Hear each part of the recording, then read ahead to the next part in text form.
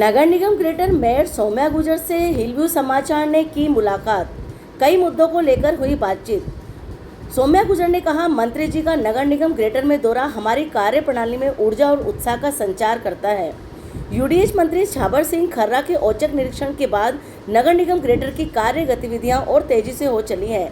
निगम की काफ़ी समय से लंबित कार्यों की सूची बनकर तैयार हो रही है ताकि उन शेष कार्यों को पूर्ण किया जाए और निस्तारण किया जाए। पट्टों से संबंधित फाइलें अब तेजी से निपटाई जा रही हैं। इसी संबंध में जयपुर शहर की प्रथम नागरिक ग्रेटर निगम मेयर सौम्या गुर्जर से एक मुलाकात हिलव्यू समाचार की। मैम, आज औचक निरीक्षण हुआ यूडीएच मंत्री झाबर सिंह खर्रा जी का, उस बारे में आप क्या कहेंगी? मतलब ये क्या किसी जो रुके हुए काम है उनको गति देने के लिए है या एक ऊर्जा देने के लिए, क्या वजह रही है उसकी? निश्चित रूप से ऊर्जा तो देगी, क्योंकि विभाग के मिनिस्टर हैं और विभाग के मिनिस्टर का औचक निरीक्षण करना कहीं ना कहीं जो कामों के अंदर जो विलंब है उसको गति मिलेगी।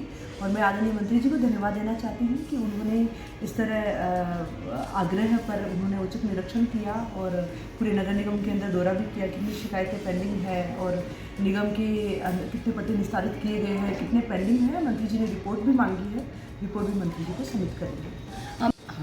मैम, कई सारी फाइलें लंबित हैं जो लंबे समय से डिमांड में आ रही हैं कि जैसे पट्टे वाली बात आपने कही, इसके अलावा स्वीकृतियाँ भी हैं कई सारी, तो उस बारे में अभी क्या मंत्री जी के कोई विशेष निर्देश हैं या वो अपने स्तर पर ही आप काम करवाएंगी? देखिए, मंत्री जी के निर्देश, आदरणीय मुख्यमंत्री जी के निर्देश हमेशा रहते हैं कि आम जन को राहत देने के लिए जो कार्य किए जा सकते हैं जनहित के लिए, वो हमेशा हमें करना भी चाहिए।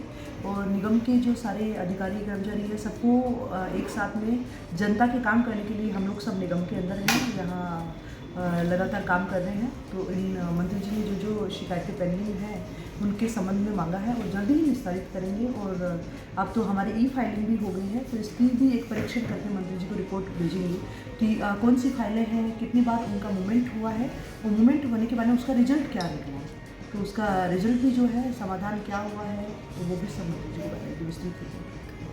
मैं जानना चाहूँगी कि जैसे कोई भी निर्माण कार्य होता है उसमें लोग सीवरेज लाइन बिना निगम की परमिशन के सीवरेज लाइन खोद रहे हैं। इस समय बारिश के हालात आपके सामने से गुजरे हैं, कई सारी सीवरेज लाइंस के गड्ढे खुले हुए हैं।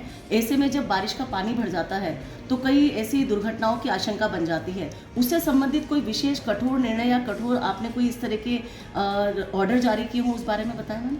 इसके संबंध में 2 दिन पहले ही मैंने मीटिंग ली थी। कमिश्नर थे, एक्सीएंस सारे जोन के वो सब थे, उनको तत्काल कहा कि बारिश मानसून का दौर जारी है अभी भी और सितंबर में भी रहेगा, तो उसको ध्यान देते हुए एक तो हमें समय से जो गड्ढे भरने का जो प्रक्रिया है उसको मेंटेनेंस के लिए उसको शुरू कर देनी चाहिए। और इसके साथ ही जहाँ जहाँ जल भराव हो रहा है उन जल भराव के कारणों का पता करके, ताकि अगले मानसून में इस तरह की स्थितियाँ पैदा नहीं हों। साथ में सीवरेज जो है, जो आप जिस तरह की आप बात कर रहे हैं, जहाँ जहाँ ये शिकायतें हैं, उनके संबंध में भी निर्देश दिया है कि आप उनको तत्काल जो है रिपेयर करिए। आज ही सुबह मोती डोंगरी गणेश मंदिर और मालवीय नगर का एरिया है, वहाँ निरीक्षण किया, तो वहाँ कुछ जो है ओपन थे, फेरोकोवस भी लगे हुए थे।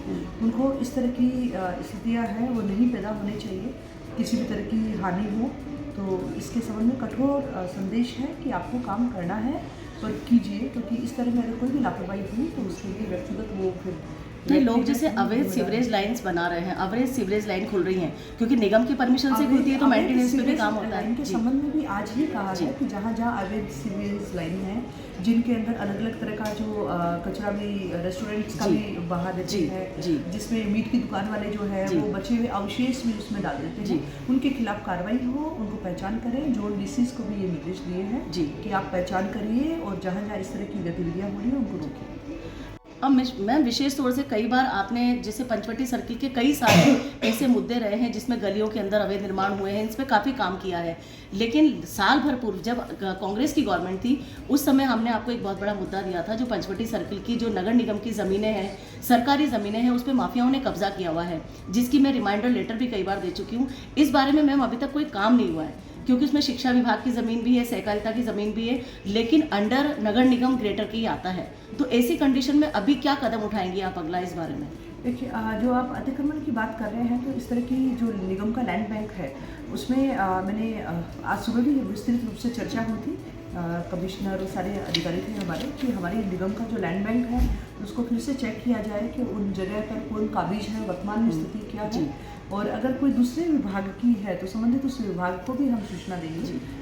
निगम की जो लैंड बैंक है तो हमारे लिए तो वो हमारे जो रेवेन्यू के सोर्सेज हैं और निगम जो है निगम को चलाने के लिए हमें वहाँ आम जन के लिए सुविधा उपलब्ध करवाने के लिए भी हमें फैसिलिटी डेवलप करके देनी है। तो अच्छा है कि आपके माध्यम से हमारे पास में ऐसे, और आपसे भी है कि आप व्यक्तिगत कुछ 3-4 जगह आप ऐसे चिन्हित करके आप मुझे दे देंगे कि ये निश्चित रूप से निगम की जमीन है, क्योंकि हम अपनी तरफ से भी जांच पड़ताल कर रहे हैं। आप भी अगर संबंधित विशेष बिंदु अंकित करते हुए आप लेंगे तो उस पर निश्चित रूप से कार्रवाई भी करेंगे, और निगम की जमीन है तो निगम की जमीन हम लेंगे भी। जी मैम, एक बात, इस वक्त क्या हो रहा है, जो गार्डन्स है, जो सार्वजनिक पार्क है, सार्वजनिक पार्क निगम की ही संपत्ति होती है, सरकार की संपत्ति होती है, लेकिन लोगों की सुविधा के लिए होती है। ऐसी स्थिति में सार्वजनिक पार्कों में ज़्यादातर डेवलपमेंट हो गए हैं। वहाँ पर अगर वहाँ पर कोई गुरुद्वारा चल रहा है तो उन्होंने अपना एक ज़मीन डेवलप करके हॉल बना लिया, उसका वो किराया खुद खा रहे हैं, और माफियाज इसमें इन्वॉल्व हैं।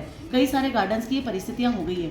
तो आपको नहीं लगता कि भामाशाह के रूप में आप वो हॉल्स अपने उसमें ले लें, अंडर कस्टडी ले लें, और फिर उसका किराया नगर निगम उठाए, उसकी क्लीनिंग भी नगर निगम करवाए, तो इससे गार्डन डेवलप होंगे? देखिए, गार्डन के अंदर हाई कोर्ट की रूलिंग है कि गार्डन के अंदर किसी भी तरह का पक्का निर्माण है वो नहीं कर सकते जी।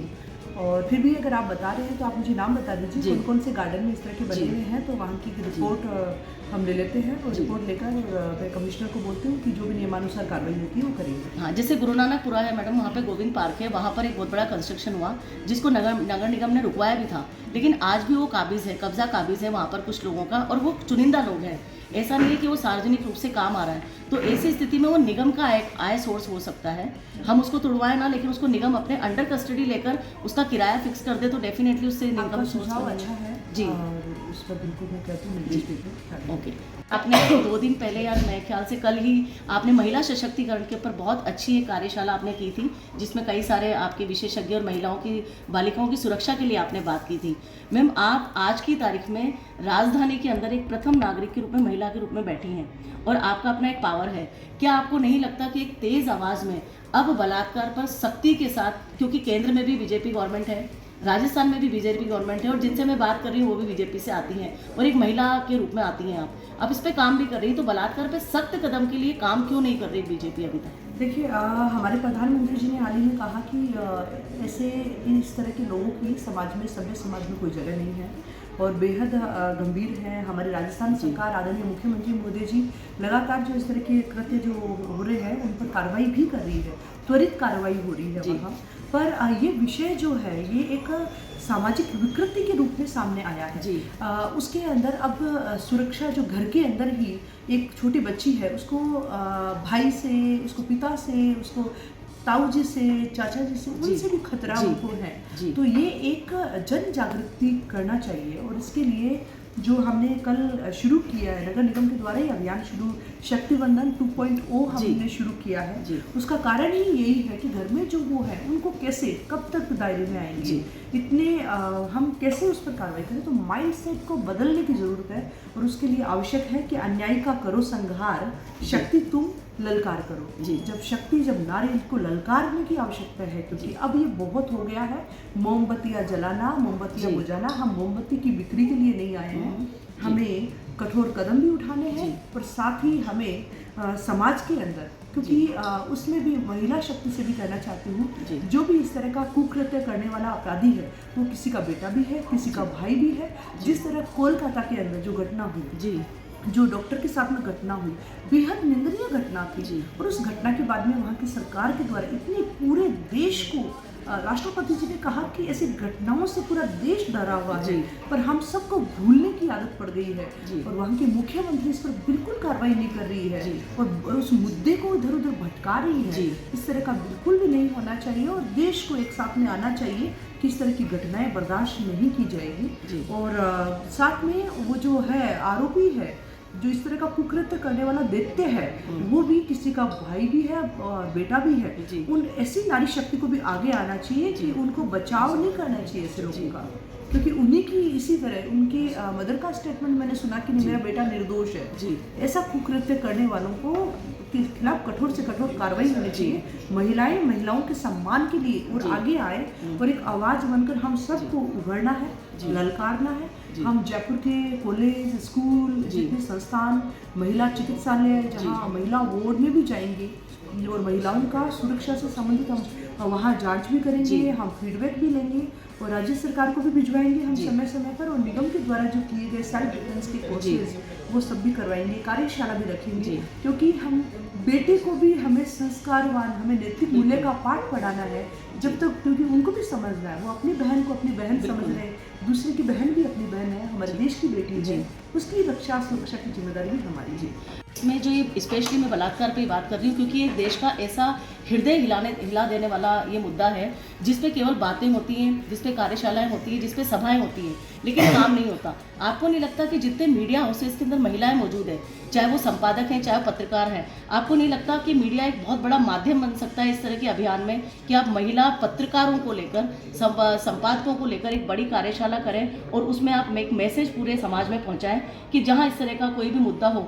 वहां पर सारी महिलाएं एक साथ खड़ी हो, क्योंकि फील्ड में काम करने वाली महिलाएं इस पर ज़्यादा काम कर सकती हैं। इस बारे में क्या कहेंगे? बहुत ही अच्छा सुझाव है कि भी मीडिया हाउस पे भी महिलाएं हैं और जहाँ जहाँ महिलाएं हैं, मैं तो यूँ कहती हूँ क्यों महिलाएं क्यों, पुरुष क्यों नहीं, हम पुरुषों को भी साथ में लें। इस तरह की घटनाओं का हम प्रतिकार करें, इस तरह की घटनाओं का हम विरोध करें, इस तरह की घटनाओं के लिए जितनी बुलंद आवाज़ हम उठाएंगे, क्योंकि एक बुलंद आवाज़ हम उठाएंगे तो ऐसी घटनाओं पर रोक लगेगी।